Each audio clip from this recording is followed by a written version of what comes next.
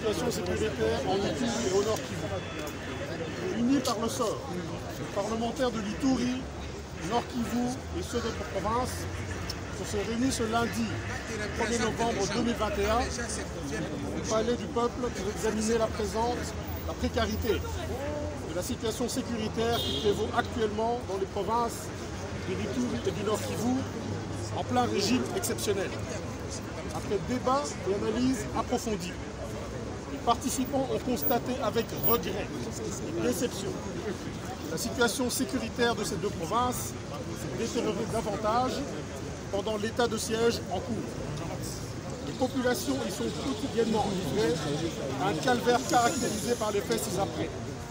Je cite, la persistance de l'activisme des groupes armés locaux et étrangers, les tueries quasi permanentes de la population civile dans nos villages, pillage des biens et incendie des maisons et des infrastructures sociales de base, déplacement massif de la population dans tous les sens, entre parenthèses, plaçant ainsi l'Ituri et le Nord Kivu à la tête des provinces sinistrées.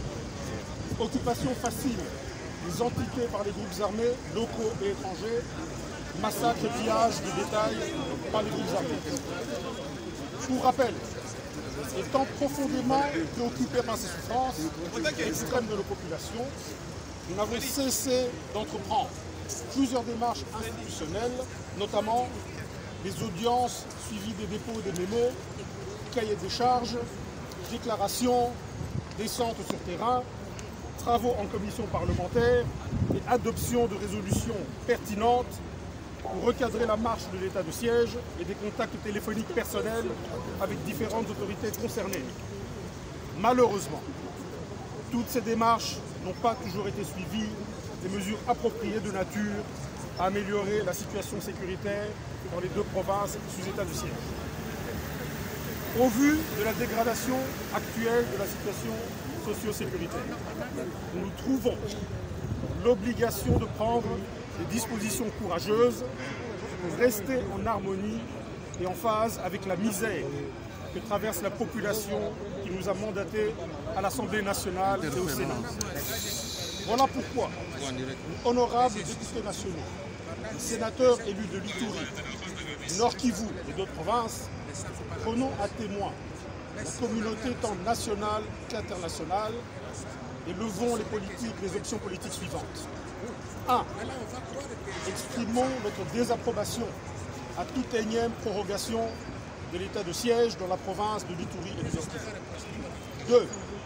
Suspendons de ce fait nos participations aux plénières convoquées pour adopter la loi de prorogation de l'état de siège, et cela jusqu'à nouvel ordre. 3. Demandons avec insistance la démission immédiate des gouverneurs militaires de l'Ituri et du Nord Kivu qui ont démontré leurs limites et leur faible degré d'engagement à réaliser les opérations et objectifs assignés à l'état de siège. De même que celui du ministre de la Défense nationale et des anciens combattants. 4. Exigeons au président de l'Assemblée nationale et du Sénat de nous organiser une rencontre autour du président de la République, chef de l'État, pour aborder l'épineuse question de la précarité et la persistance de la situation sécuritaire dans la province de l'Ituri et du Nord Kivu.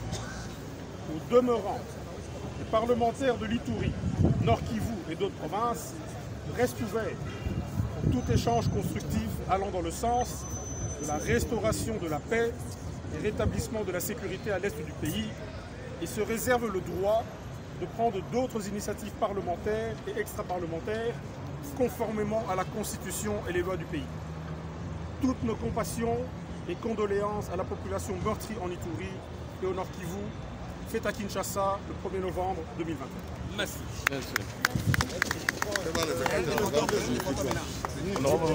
Un petit mot par rapport à votre... Vous venez de sécher la plénière aujourd'hui. C'est quoi votre motivation?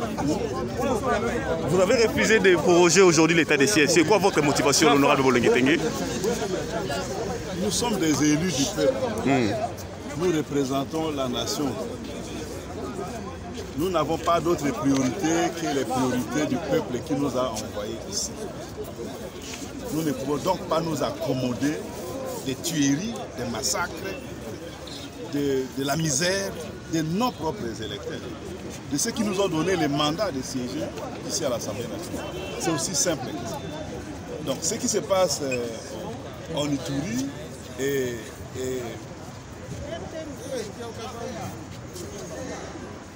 dans la province du Nord-Kivu fait la honte de notre pays, de nos institutions. Pensez-vous comme vous avez cessé la plénière, ça va apporter la solution? Sécher la plénière, c'est une solution, vous avez pensé?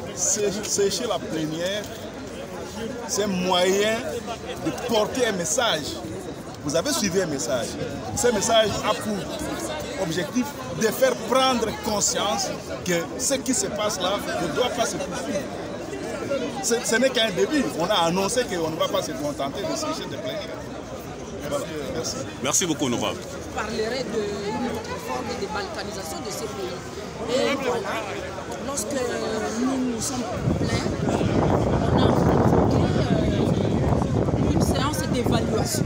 Et la Commission de défense et sécurité a auditionné plusieurs membres du gouvernement. Parce que lorsqu'on parlait aux militaires, ils disaient écoutez, nous n'avons pas d'argent, on nous a envoyés à l'état de siège sans argent, nous ne savons pas intervenir, nous n'avons pas ceci, nous n'avons pas cela.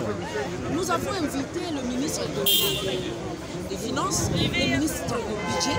Ils ont affirmé devant tout le monde qu'en réalité, ils envoient l'argent dans les deux provinces de l'Ituri du Nord et du Nord Kivu. Maintenant, nous nous demandons où va cet argent, parce que nos militaires, en tout cas, ils ne combattent pas beaucoup.